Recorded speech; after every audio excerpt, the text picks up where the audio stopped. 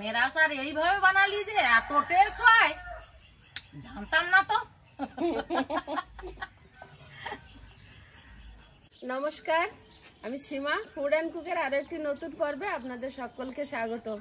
কিছুদিন আগে একটা ভিডিওতে বলেছিলাম ঝড়ে আম পড়লে, আমের দাম কম হলে আমের রেসিপি বানাবো। তো আজকে ওই দুদিন আগেই তো ঝড় হয়ে গেল, প্রচন্ড ক্ষয়ক্ষতি হয়ে গেছে আমাদের এদিকটা। তো এখন আম নিয়ে এসেছি বাজার থেকে, দু রকম আমের রেসিপি বানাবো। একটা মিষ্টি আচার, যেটা 1 বছর পর্যন্ত সংরক্ষণ করে রাখার উপায়, আর একটা হচ্ছে তেল আম, যেটা হচ্ছে মশলা আচার বলা হয়। তো দুটো রেসিপি থাকছে আজকে, প্লিজ সাথে থাকুন, আশা করি ভালো লাগবে। আর যারা নতুন দেখছেন প্লিজ চ্যানেলটি সাবস্ক্রাইব করে আমাদের বন্ধু হবেন। তার কথা বাড়াবো না, এখন রান্নাঘরের দিকে যাব, চলো।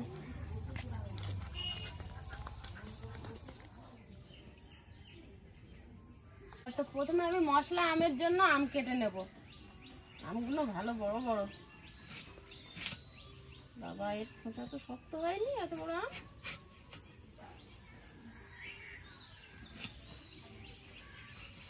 আমের ফালিটা যত ছোট ছোট করব ততই ভালো, তার ভিতরে মশলা ভালো ঢুকবে। দাকা দাকা একটা করে দাকা তুলে নিয়ে মুড়িতে মাখানো যাবে। আয়ুষ তো ঝাল খায়, ঝাল করো বেশি করে, না মিষ্টি করবে? আয়ুষ কোনটা বানাবে, মিষ্টি? কোনটা কোনটা? ঝাল।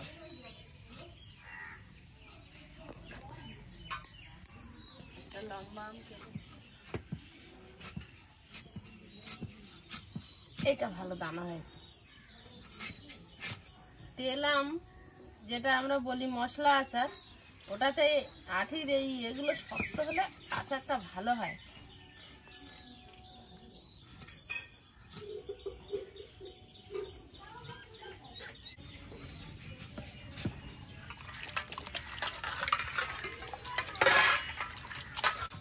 এই আমগুলো হলে মশলা আমের আচারটা হয়ে যাবে। তো এটা আমি এখন ভালোভাবে মুছে নেবো আমগুলো, একটা পরিষ্কার কাপড়ের উপরে তুলে নেব।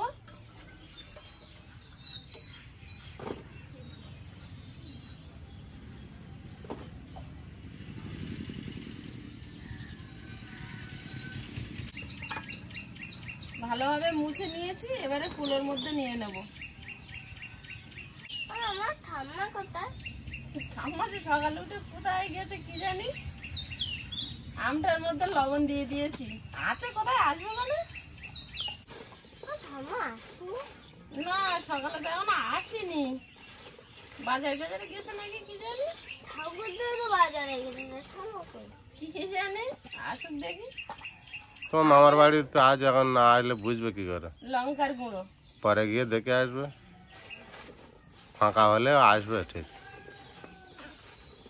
1 পাক দিয়ে যাবে। কোন কাজে আছে আজকের?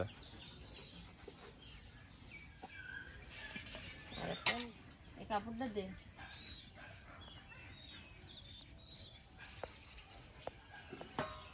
এগুলো আধা ঘন্টার জন্য রোদে দিয়ে রাখবো।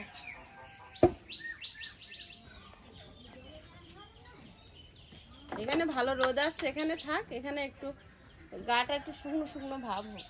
এবার মিষ্টি আমের জন্য আম ছাড়িয়ে নেব। মিষ্টি আমের আচার করার সময় আমের খোসাটা যতটা পাতলা করে ছাড়ানো যায়, এই সবুজ সবুজ ভাবটা যতটা থাকবে ততটাই ভালো, আচারটা ভালো হবে। আমের গায়ে একটা ছিবড়ে মতো একটা ভাব থাকবে, আমটা গলবে না, কিন্তু ভিতরে সব মশলা ঢুকে যাবে, মিষ্টিও ঢুকে যাবে।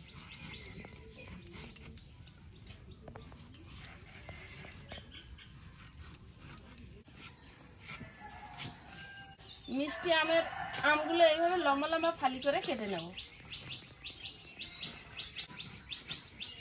সবগুলো এরকম লম্বা ফালি করে কেটে নেব, এরকম ভাবে।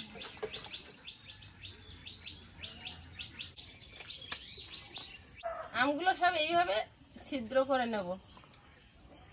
আয়ুষকে দাও, আয়ুষ বানাবে। দেখো, এটা এরকম হাতে না মেরে দেয়, ছিদ্র করে করে এই গামলায় দেবে। ধরো 1 প্যাকেট চুন নিয়েছি, চুনটার একটা কোনা কেটে এই জলের মধ্যে দিয়ে দেবো। এই চুন জলের মধ্যে আমগুলো এরকম ছিদ্র করে দিয়ে দেবো। আয়ুষ করে দিচ্ছে। আয়ুষ আমার কাজের ছেলে।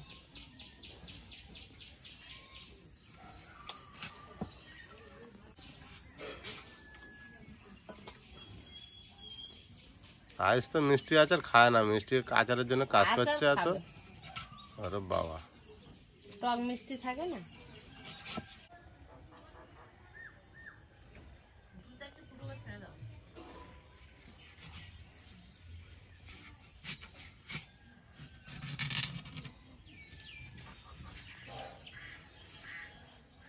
আয়ুষ কিছুটা আম এই কাঁটা চামচ দিয়ে ছিদ্র করে দিয়ে গেছে, আর বাকিগুলো আমি তাড়াতাড়ি করে নিচ্ছি। এবার ওই স্কুলে যাবে।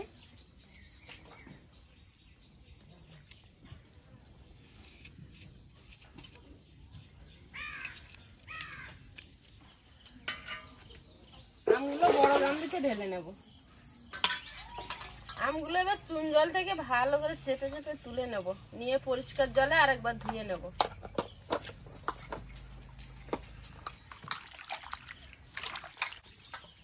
ধুয়ে আরেকটা গামলায় তুলে নিচ্ছি পরিষ্কার জল থেকে। উনুনটা জ্বালিয়ে দিয়েছি, উনুনে এখন কড়াইটা বসিয়ে দেবো। প্রথমে মশলাটা তৈরি করে নেব। আমগুলো জল সরিয়ে নিয়েছি, এবার গামলির মধ্যে ঢেলে নিচ্ছি। সামান্য লবণ আমের মধ্যে দিয়ে দেবো। বাবু গেল ছোট মামির কাছে, বলতে মামি দিদা কোথায়, তোমার খুঁজে পাচ্ছ না। মুন এসে আমার বাড়ি খুঁজতে, কোথায় ছিলে?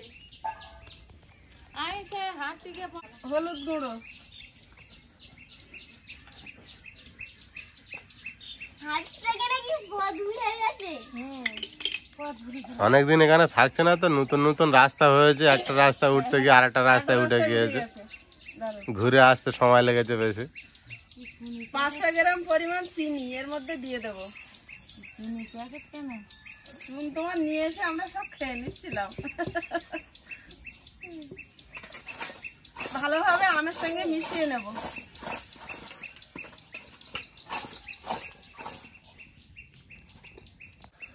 ঢাকা দিয়ে রেখে দেব। এবার মশলাটা ভেজে নেব। কড়াই গরম হয়েছে, শুকনো লঙ্কা দিয়ে দেবো প্রথমে, মৌরি আর ধনে।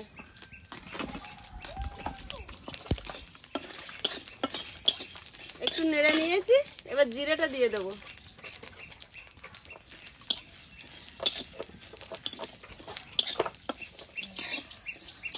মশলাটা চটপট করে একটা আওয়াজ হচ্ছে, একটা সুন্দর গন্ধ ছেড়েছে। এবার ঢেলে নেব।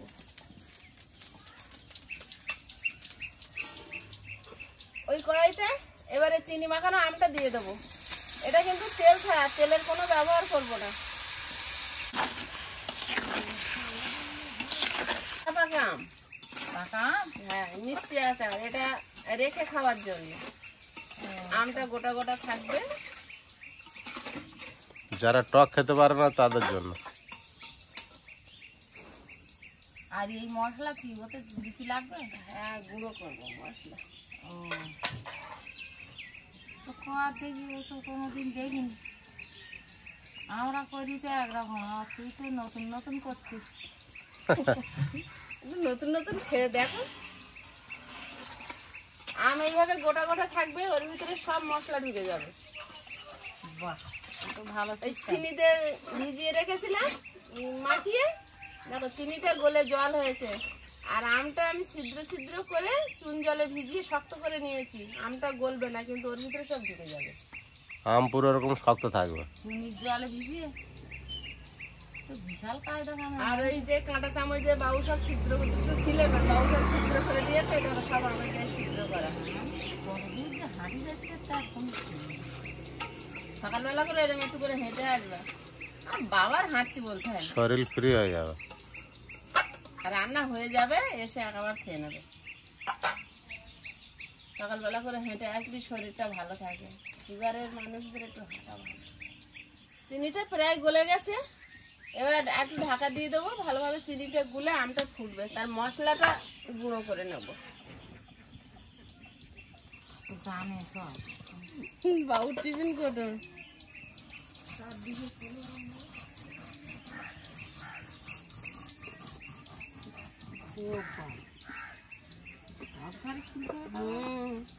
এই আম বাবু নিয়ে যাচ্ছে। হ্যাঁ, একটা আম পাকা আর মিষ্টি তাও দিচ্ছি। আরগুলো একটু হলুদ হয়েছে কিন্তু প্রচন্ড টক।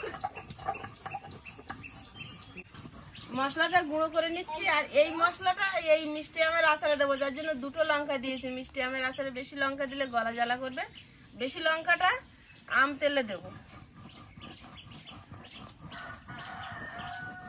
মশলাটা খুব বেশি গুঁড়ো হবে না, একটু খচ্চি খচ্চি থাকবে, মুখে পড়লে ভালো লাগবে ভাজা মশলা।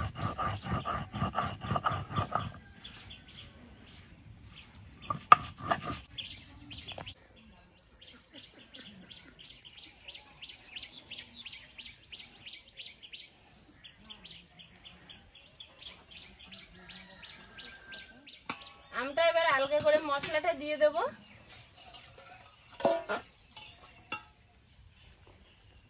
মশলা দিয়ে নামিয়ে নেব, গামলিতে ঠান্ডা হতে দেবো। আমটা এবার তুলে নিয়ে যাব। আমটার গাটা একটু আমড়ানো ভাব হয়েছে, মশলাটা গায়ে লেগে লেগে আছে। মিষ্টি আমের আচারটা হয়ে গেছে। এবার ওপর থেকে একটু ভিনিগার ছড়িয়ে দেবো। কড়াইতে তেল দিয়ে দেবো, তেলটা একটু বেশি দেবো। তেলের মধ্যে দেবো একটু বেশি করে 5 ফোড়ন। আমগুলো দিয়ে দেবো। এটা রোদে দেওয়ার ঝামেলা ছাড়াই, যার জন্য আমি এইভাবে বানাচ্ছি। আর এই মশলা আমের আচারটা কিন্তু 2 বছর 3 বছর থাকলেও কিছু হবে না এইভাবে বানিয়ে রাখলে। তাও ওই থাকবে কদিন, এর মতো প্রত্যেকদিন সন্ধ্যাবেলা মুড়ি মাখাবেন, তাও তো কোনোদিন শেষই যাবে না ওই কটা। ওই কড়ার এক কড়া করলে তাও 1 বছর ভিতর কিনা। এটা তো একটা পদ্ধতিতে একরকম করেছি, আরো তো করতে হবে। কড়া তোর বাবা তো এই খুব আন্দোলন মাখালি মুড়ি দে না, বাবা আবার একটা আমের ডাকার একটু তেল নেয়, ভাত মাখি। ভাত মাই আমের খোসার কালার চেঞ্জ হয়ে গেছে, মানে আমটা কিন্তু হয়ে গেছে। আর কিন্তু উনুনে রাখার বেশি প্রয়োজন নেই। এবার মশলা দিয়ে দেবো, গুঁড়ো মশলাটা।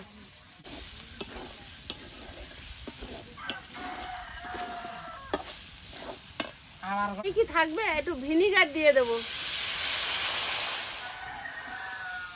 মশলা আমের আচার রেডি, এবার নামিয়ে নেব। যাতে আনিস একটা খাইয়ে দেখতাম। ভাতি আছে তো, ছোট ছোট গামলা আছে, তো দিচ্ছি। তার বাবা অত গামলাই করে খালি লোকে কি বলবে? লোকে কি বলবে?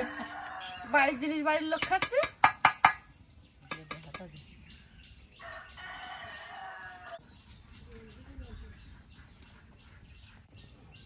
এই বড় বয়মে মিষ্টি আমের আচার, আর এই ছোট বয়মে তেল আমের আচার একটা বড় বইয়ের লাগবে। আছে। আচ্ছা, এরকম বয়ম আছে, কিন্তু এইটা এত ধরে এই যাবে। রাস্তায় হাঁটতে হাঁটতে দেখি যুক্তিফুল গাছ শুদ্ধ ভেঙে পড়ে গেছে। বাহ, এটা কচি একদম। হ্যাঁ, তা আমি বলি কটা তুলে নেই, তা নিলাম কটা। ভালো লাগে যুক্তি ফুল আরো কটা তুলে নিলেই তো হয়ে যেত। ওই কারেন্টের তারের গায়ে ভয় ভয় ও। করে তুলেছি। দরকার নেই। তুলে নি তাও ভালো। কারেন্টের তারের গায়ে তো এই একটা দে, এই আম। এই আমারটা দেবো। হ্যাঁ, থাক থাক আর দিন এরকম লেগে আগে দিয়ে দিই। 1 পিসই দিচ্ছি। আমগুলো দেখেছেন পুরো গোটা রয়েছে, কিছু হয়নি। ওটা তো থাকবে। আমি এটা ভাবছিলাম চিনি দিয়েছে এর সঙ্গে শক্ত হয়ে যাবে, তা সে শক্ত হয়নি, নরমও ইয়ে কিন্তু গোটাও আছে। গোটাও আছে।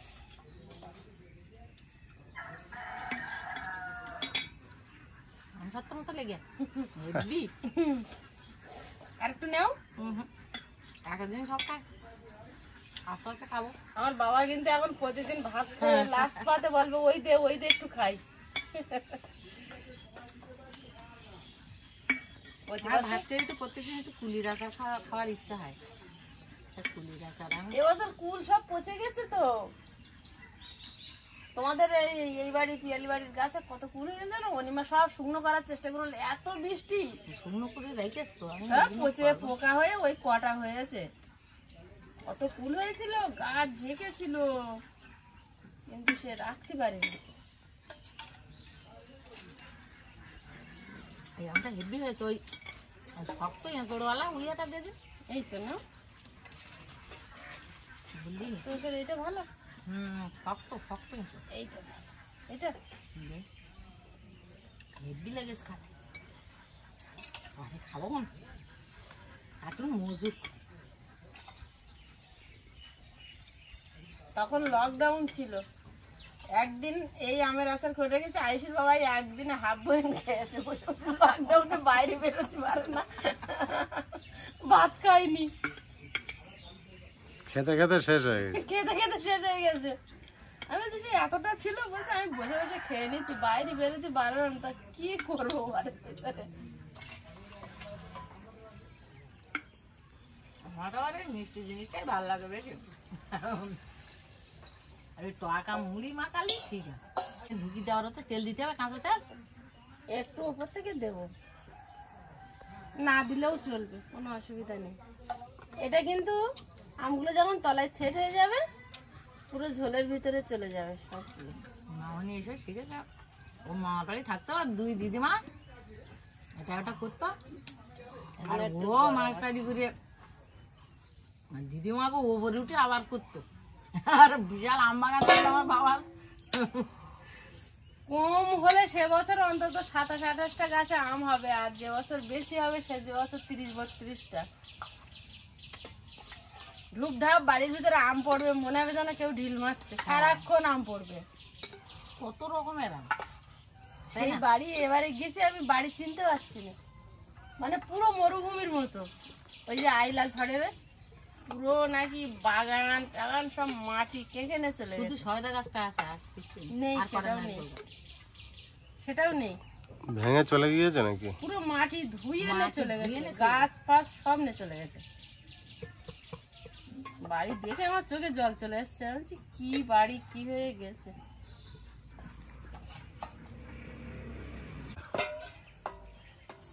আমের আচার এইভাবে বানালি যে এত টেস্ট হয়, জানতাম না তো।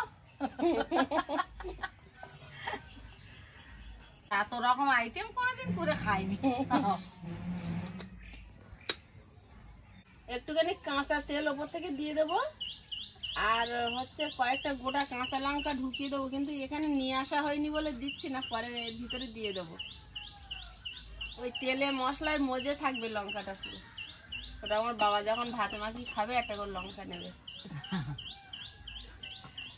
তো আজকের 2 রকম আমের রেসিপি কেমন লাগলো প্লিজ কমেন্টে জানাবেন। আর আজকের পর্বটা আর বাড়াবো না, এতক্ষণ সাথে থাকার জন্য সকলকে অনেক অনেক ধন্যবাদ। দেখা হবে আগামী পর্বে, ততক্ষণ সবাই ভালো থাকবেন, সুস্থ থাকবেন, নমস্কার।